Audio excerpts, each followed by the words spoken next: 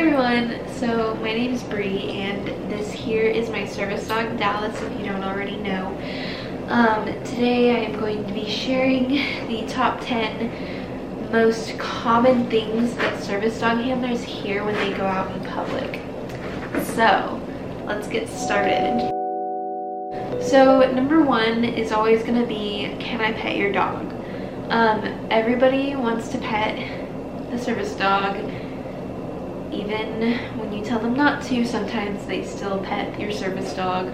I have had people ask me if they can pet her and I say no, and then they go on to say, oh, but I just have to, and then they pet her anyway. That to me is just like, I just don't get it. You know, when somebody tells you not to, especially if you ask, don't do it. Is she for anxiety?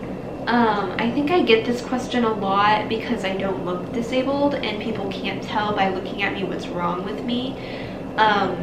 So yeah, I think that a lot of people with invisible disabilities, a lot of handlers can relate to that. So, you know, for a while I just said yes, hello, because that's the easy answer. You don't have to explain your whole situation.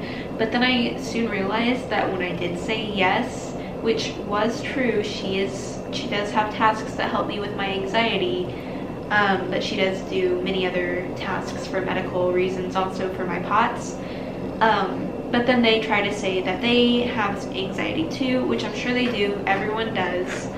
Not everyone has disabling anxiety though, so yeah, it's kind of frustrating to hear somebody try to tell you that they need a service dog because they get anxious when they have to give a speech in speech class, or they get anxious when they have to take a test, or they get anxious when they are in a big group.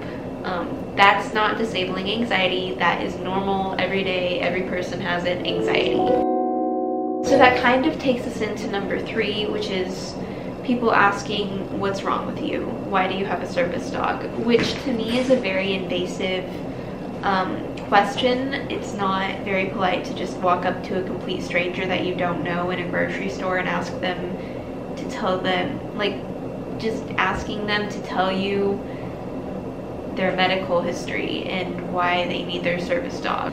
But yeah, I don't think that's right. I think that's incredibly rude. Normally, like, if somebody has a service dog for PTSD, they don't want to have to share that with somebody. If somebody like me has a service dog for their eating disorder, which isn't the only reason why I have her, but for a while it made me very uncomfortable having to answer that question to somebody. And now that I have POTS, it's a lot easier to just say, oh, my heart beats too fast and I can pass out. Like, that's easier for me than trying to talk about my eating disorder, which so many people just don't understand. Number 4 happens pretty often too to a lot of people with service dogs, and that is a lot of people tell me that they have a service dog too, and it's not really a service dog, but they wanted to take it everywhere with them, so they just bought it a vest and started taking it places with them.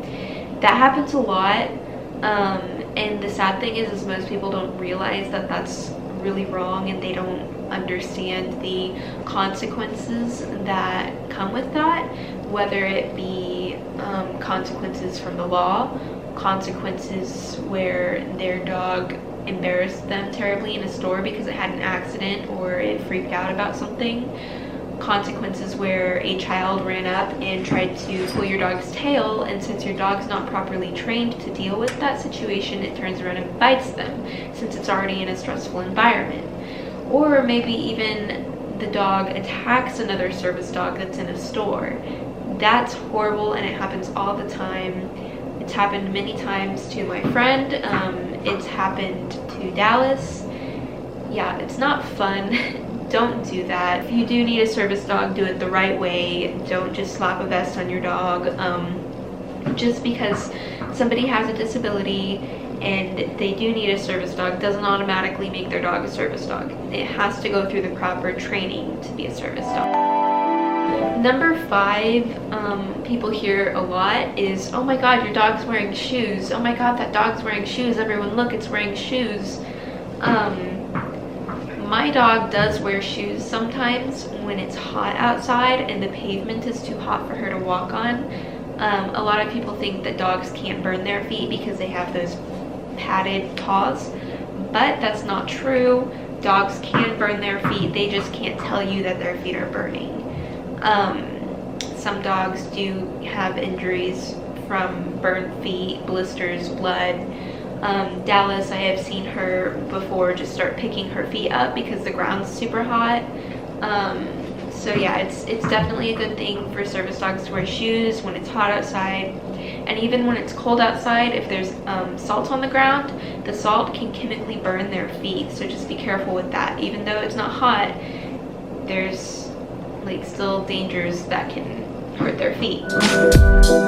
Number 6 is kind of weird and it kind of surprised me, but I do get a lot of people asking me if I am allowed to pet Dallas, which is weird to me because yeah, she's my service dog, of course I can pet her, she works for me, she has to pay attention to me.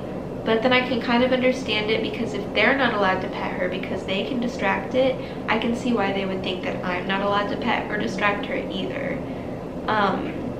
So yeah, that was kind of weird. I never expected people to think that, but they do. And yeah, let me know in the comments if y'all kind of have the same experience. Number 7, I get asked a few times, I've been asked a few times if I'm blind. And like, I'm obviously looking at the person as they're talking to me. I have glasses on. My dog doesn't have a guide dog vest.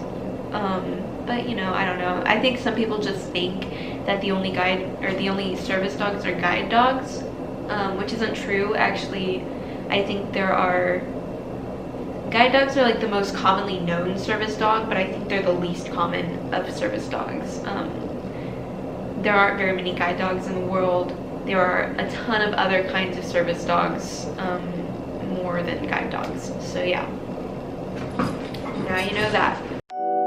Number 8 is, can I see your papers? Or people ask me, do you have to show people her papers? No. Service dogs don't have paperwork. Service dog handlers don't need to show anyone paperwork of any sort because it doesn't exist. There are websites online that people can illegally purchase fake papers.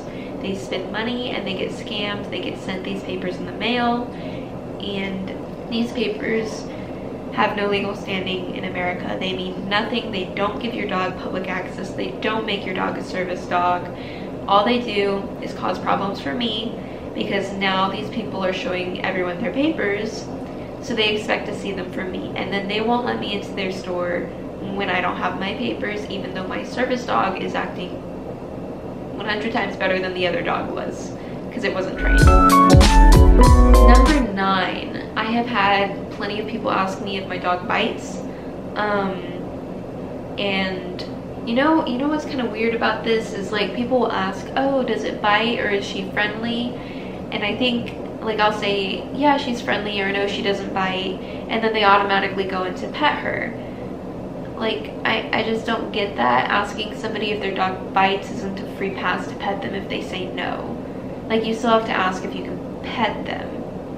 I don't know. I just think that's weird that people automatically assume that they can pet your dog just because you said that they don't bite. And number 10 is, can I take a picture of your dog? I have a lot of people ask to take pictures of my dog, and you know, sometimes I'm fine and I'm like, yeah, sure, whatever. And sometimes I don't really want them to take a picture of my dog because I'm in a hurry, or I just don't want to stand there awkwardly and let them take a picture of me and my dog. So yeah, it's kind of, I don't know, it's kind of weird. I'm not a fan. But you know, it's really like not right is when people just automatically like walk up to you and start photographing your dog, or they just walk up to you, grab their phone and say, I have to take a picture of your dog, my dog looks the same, or oh, my friend has a dog who looks like that, I have to take a picture, or oh, my friend loves dogs, I have to send this to her. Like, no, you can't just walk up to somebody and assume that they're gonna be okay with you taking a picture of their medical equipment. Like, people have these dogs because they have disabilities that are disabling. They make life really hard for them. So these dogs are there to help. They're not there for other people's entertainment, to pet, to talk to, and to photograph. So yeah, those are the main, the top 10 things that I hear. Let me know if y'all hear other things. Another thing was the dead dog story. I get a lot of people who want to tell me about their dogs, or their dead dogs, or a dog they know of, and then you're standing there for 20 minutes listening to this person talk forever about their dog when you just kind of want to leave. So yeah, that's it for today. Thank you so much for watching. Bye.